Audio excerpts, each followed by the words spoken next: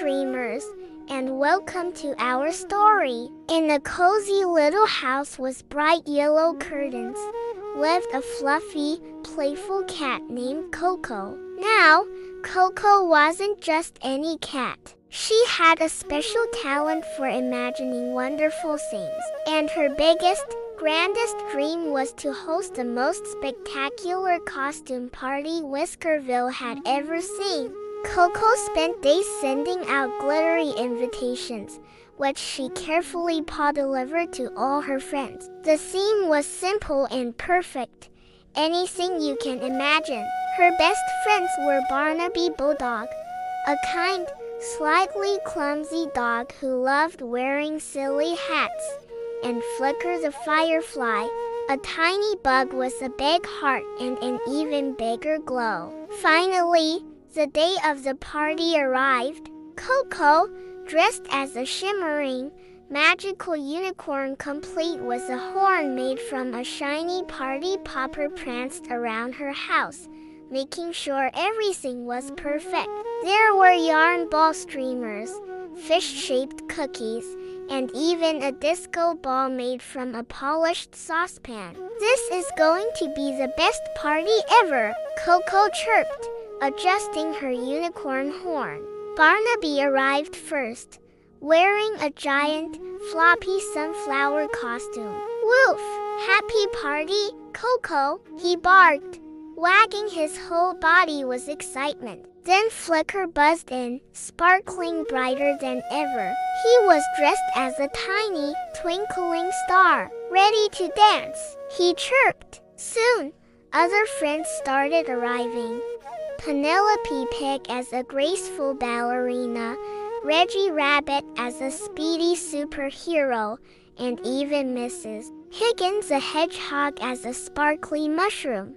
Everyone looked amazing. The music started, and the party was in full swing. Barnaby did a wobbly dance, Penelope twirled beautifully, and Flicker zoomed around, making pretty light trails in the air. Coco felt like the happiest cat in the entire world. But suddenly, a loud crash echoed from the kitchen. Everyone froze. "What was that?" asked Reggie Rabbit, his ears twitching nervously. Coco, Barnaby, and Flicker bravely tiptoed into the kitchen to investigate. And there, on the floor, lay the beautiful disco ball saucepan. But it wasn't shiny anymore. It was covered in goopy, sticky, berry jam. It looked like someone had tried to sneak a snack.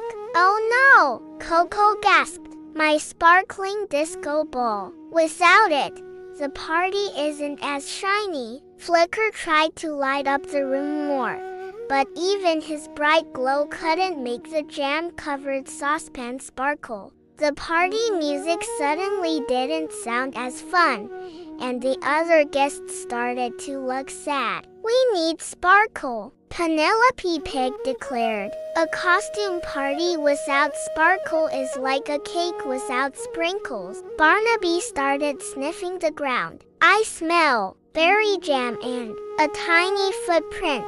It's not a paw print, not a hoof print. It's too small even for Flicker." Coco looked around, her mind racing.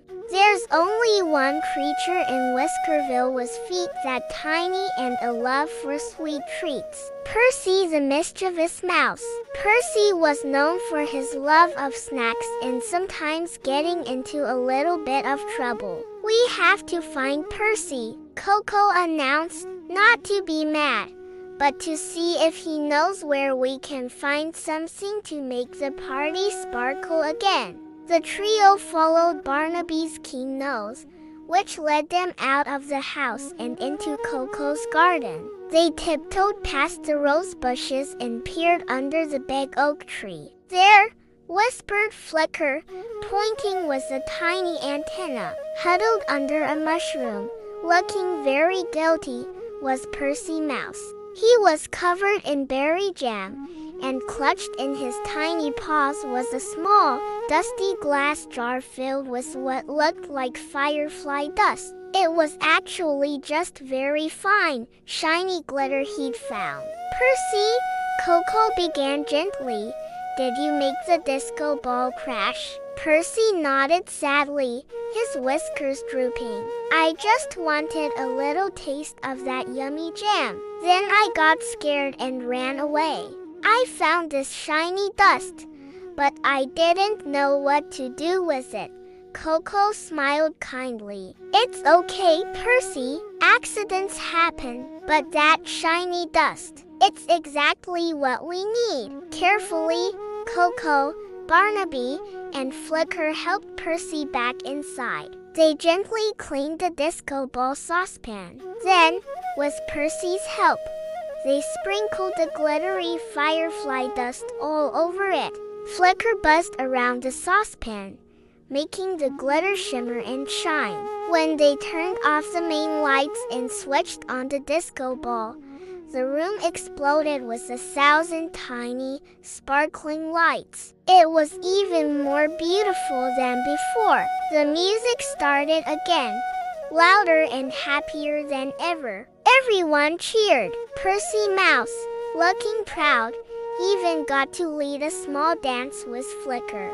Coco, in her unicorn costume, twirled with Barnaby the sunflower. "This is the best party ever," she purred. "It's even more special because we found our sparkle together." The night ended with everyone dancing under the glittering lights, realizing that sometimes even a little accident can lead to the most magical, sparkly, happy ending of all.